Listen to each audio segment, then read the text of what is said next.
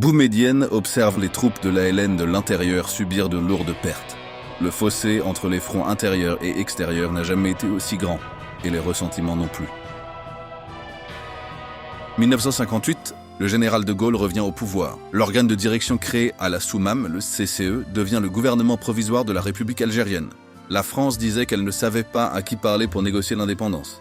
Le jour de sa proclamation, le GPRA est reconnu par le Maroc, la Tunisie, la Libye et l'Irak, et peu de temps après par les Nations Unies. Les premiers services de renseignement militaire algériens voient officiellement le jour, d'abord sous l'appellation de MLGC, Ministère des Liaisons Générales et des Communications. Boussouf les fait former à l'école du KGB de Moscou, pour ensuite enseigner lui-même le système Boussouf, aux Boussouf Boys. Ce système, il l'expérimentait déjà dans la Wilaya 5. Grâce à cela, elle est relativement épargnée par la campagne de désinformation menée par les services secrets français dans les réseaux de l'ALN. L'ALN intérieure, pour le coup, tombe dans une paranoïa complète et se décime elle-même, atteinte de ce qu'on appellera la bleuite. Pendant ce temps, Boumedienne est nommé à la tête de l'armée des frontières de l'Ouest. L'oracle développe attire des figures de toute la résistance algérienne et il réussit à constituer une équipe, le clan d'Oujda, avec Chérif Belkacem, Ahmed Medegri et un jeune Abdelaziz Bouteflika. 1959, le plan Chal, qui prend la suite des opérations à grand succès menées aux frontières, fonctionne très bien. Il ne reste plus vraiment de résistance organisée au sein du pays.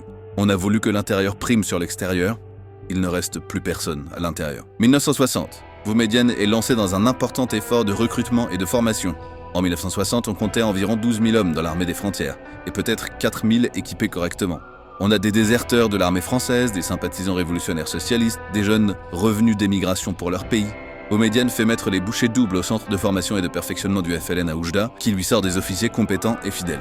Dans son QG d'Oujda, Boumedienne crée une sorte de laboratoire du socialisme algérien. On lit Fanon, Sartre et Guevara devant des portraits de Castro. Sous terre, dans les environs, sans jamais voir le jour, des ouvriers travaillent à forger et assembler des armes.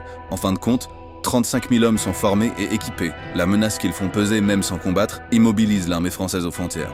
Fort de tout ce beau monde, Boumedienne cumule la position de chef de la Wilaya 5 et chef de l'état-major général qui traite avec le gouvernement provisoire en égo. Or, après le retour de Gaulle et le putsch raté des généraux français, on commence à sentir que l'indépendance est inévitable. Et Boumedienne voit d'un assez mauvais œil les tractations du GPRA avec la France. L'indépendance, on ne nous la donne pas, on l'arrache. Lui qui a pris le temps de penser l'Algérie socialiste qu'il espère, sait que dans une république, il aura besoin d'un politique pour porter ses idées.